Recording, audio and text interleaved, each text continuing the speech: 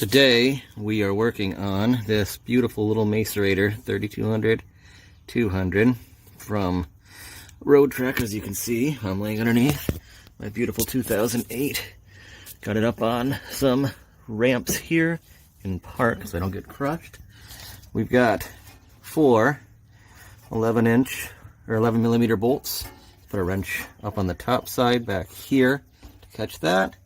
We're going to take off this ground buoy in a minute. Looks like it's about an 8mm. I'll confirm that a little bit.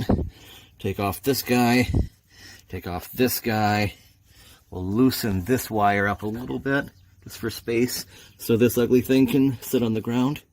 And then we'll have the joy of rebuilding it with the kit. More to come.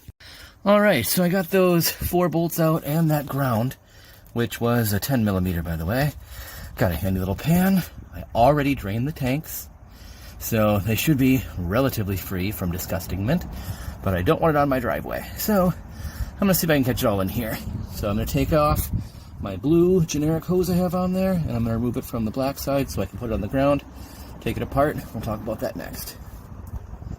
So as I was saying, put a screwdriver like this one in this metal part in the back to hold it so you can get this nut off. This then falls off, and you can see that this guy, beautiful plumage, but not good. So we're going to go ahead and rip that off and put this new thing on there and put it all back together.